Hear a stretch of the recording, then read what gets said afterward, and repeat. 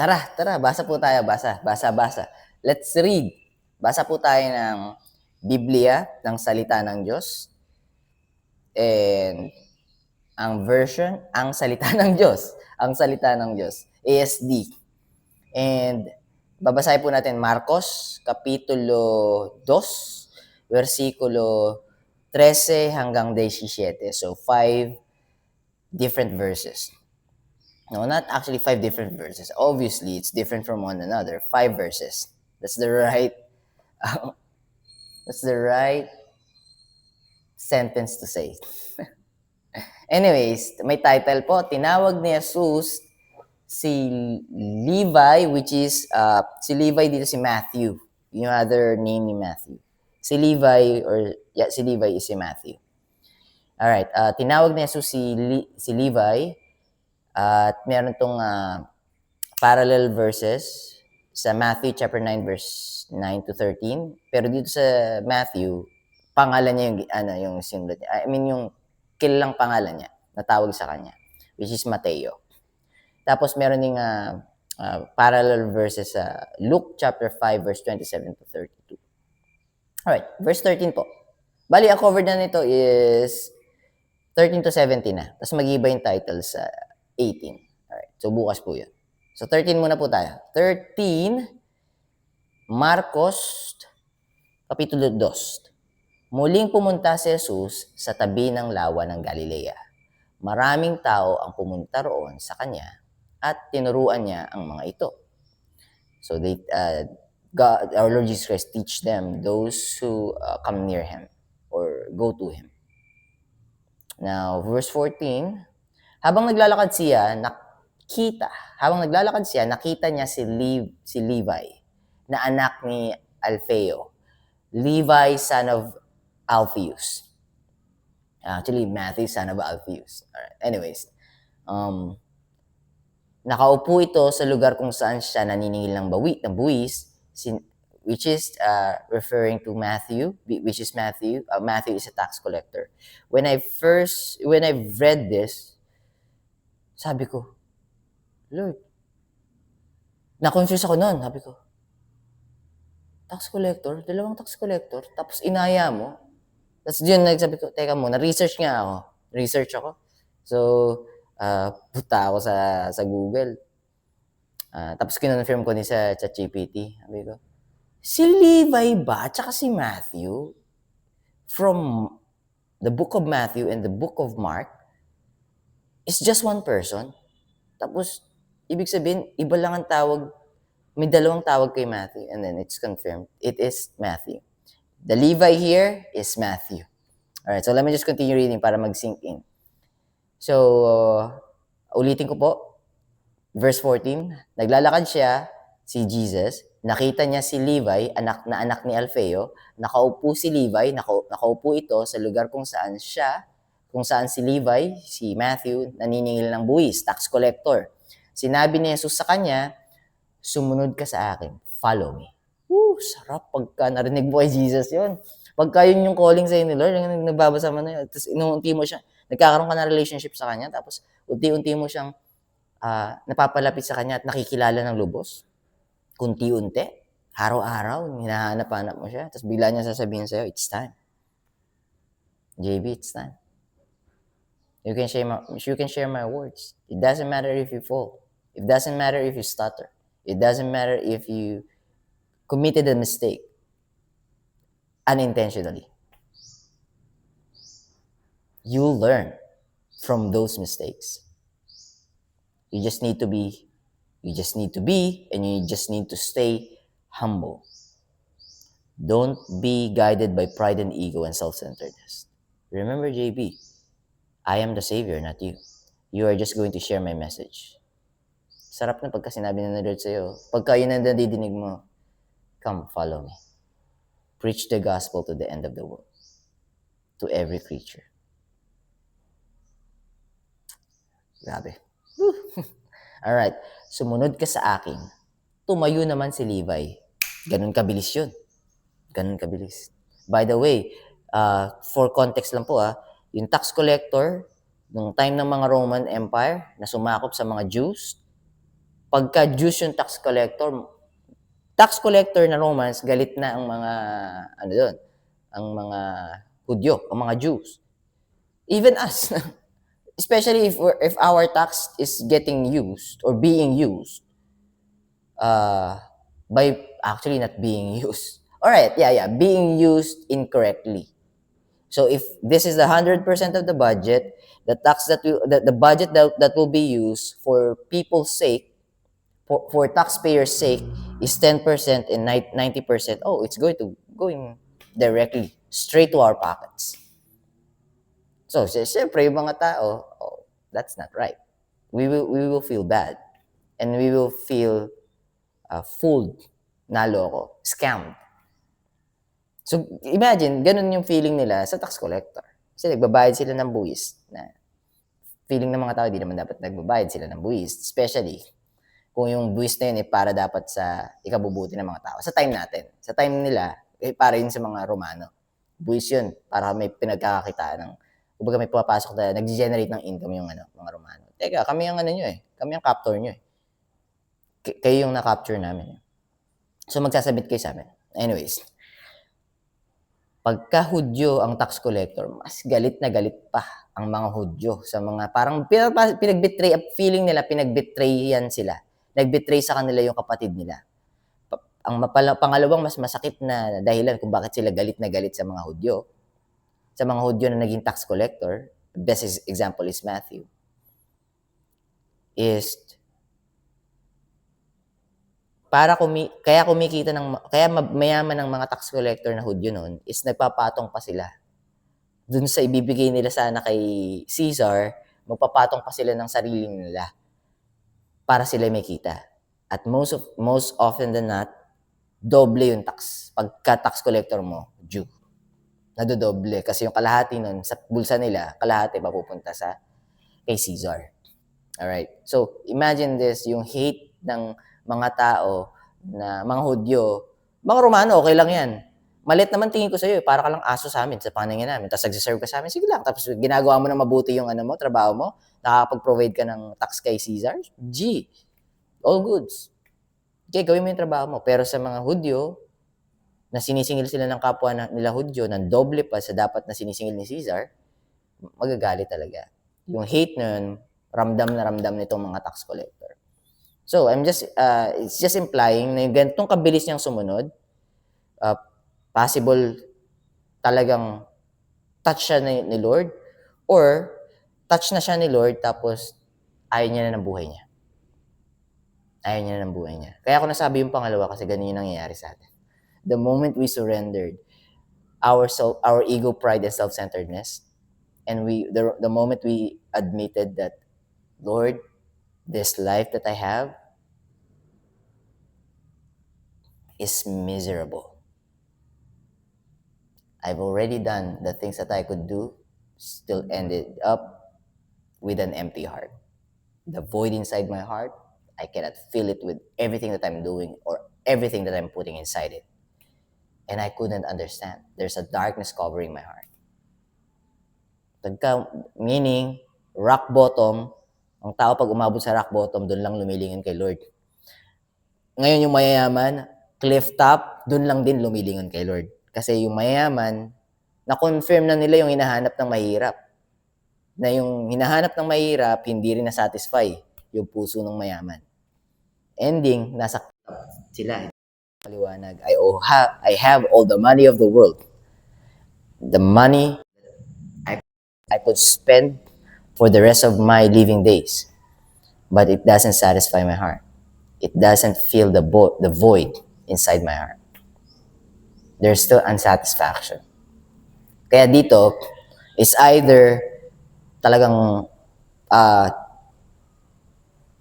kumbaga change yung heart, change ni Lord yung heart ni Matthew, ni Levi, or Matthew is already suffering inside and really doesn't like the things that he's doing and the hate that he's receiving from his fellow Jew. So kaya sabi ni Jesus, sumunod ka sa akin, Levi, Matthew, tumayo naman si Levi, tumayo naman si Matthew, at sumunod kay Jesus. Ganun kabilis. Ganun kabilis. So may dahilan yon. Yung ganung pagtayo niya, pagsunod agad sa Panginoon.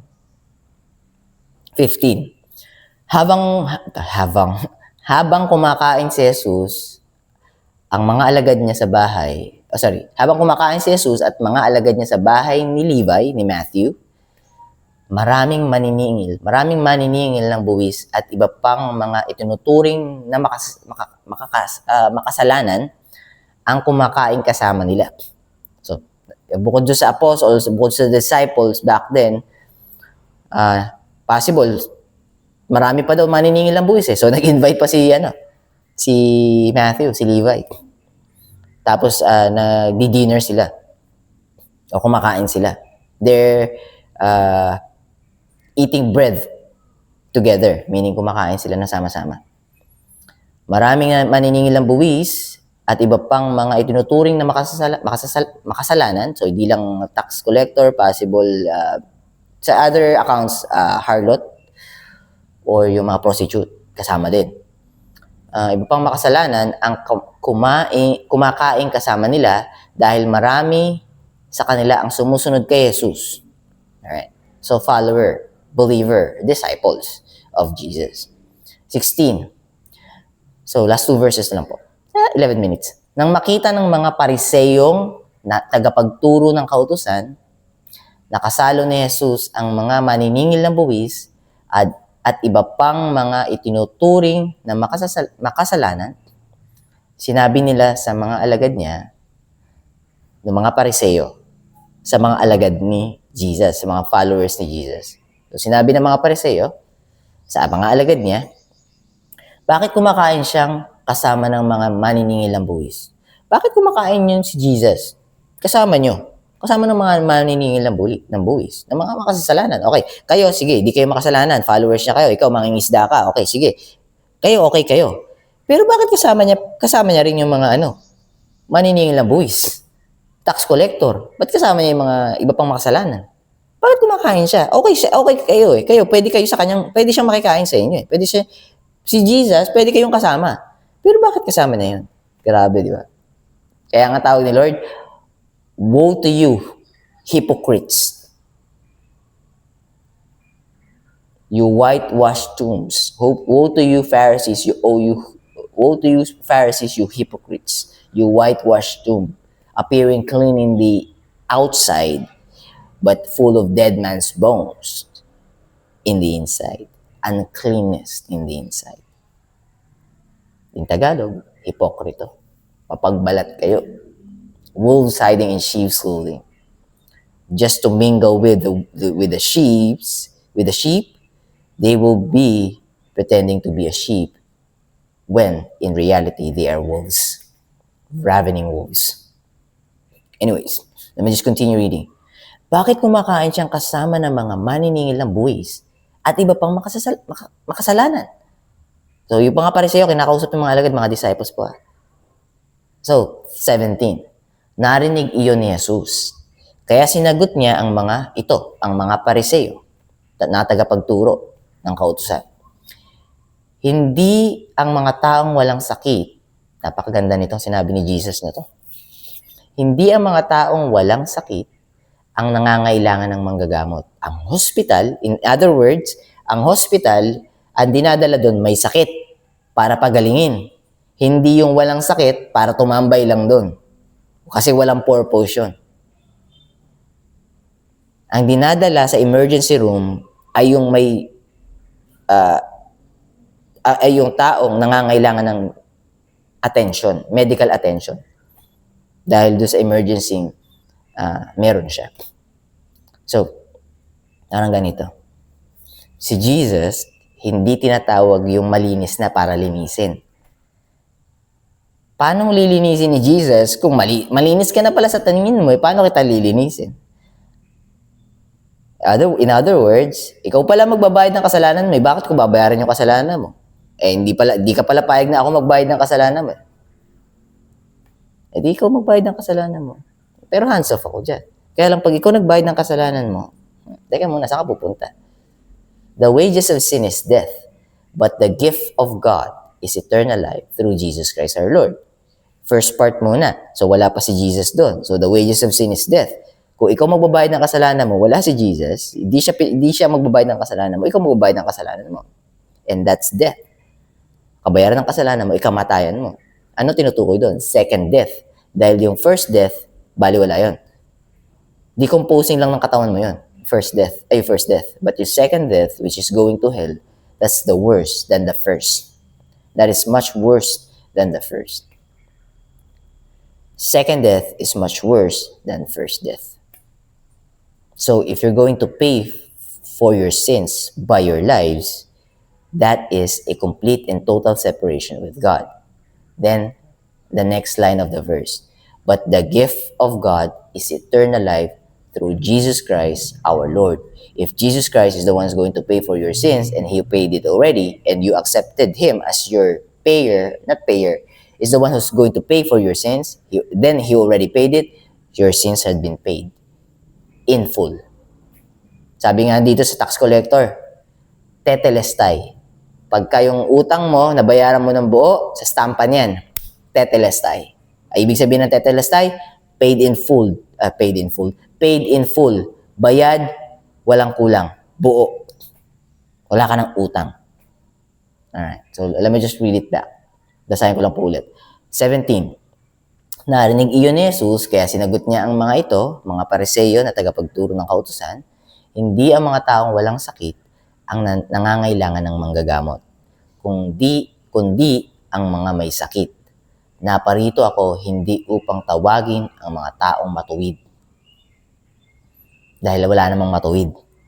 Pagka matuwid ang tingin mo sa sarili mo, self-righteous, o you hypocrite. Kasi hindi ka matuwid, hindi ka mas mataas sa kahit sinong tao. At wala ring tao mas mataas din sa'yo. Pantay-pantay tayo. So, hindi naparito, hindi sinend ni God the Father, si God the Son, para sagipin yung self-righteous. Tingin nila sa sarili nila matuwid. Kasi hindi papayag yung niligtas nila siya. Hindi papayag yung mga tao na yun na si Jesus yung magliligtas sa kanila. Naparito si Jesus to save all those sinners. When they were yet sinners, Christ died for them. In due time, Christ died for them. Romans chapter 5, verse 8. By the way, yung the wages of sin, Romans chapter 6, verse 23. For reference lang po ninyo, kung gusto nyo silipin at basahin. Kung hindi ang mga may sakit, yun ang dinadala sa ospital. Naparito ako, hindi upang tawagin ang mga taong matuwid, kundi ang mga makasalanan. Lagi ako nagkakamali dito. Kung hindi ang mga makasalanan. So, ang lilinisin ay ang madumi. Hindi malilinis ang malinis na. Kaya lang, wala naman taong malinis. Kung tingin mo sa sarili mo, malinis na. Woe to you, hypocrites. So, si JB, pag tinawag mong hipokrito, magiging hipokrito lang ako kapag sinabi kong, ay, banal ako. Naku, ay, banal ako sa'yo. Ay, matuwid ako. Naku, mas matuwid ako sa'yo.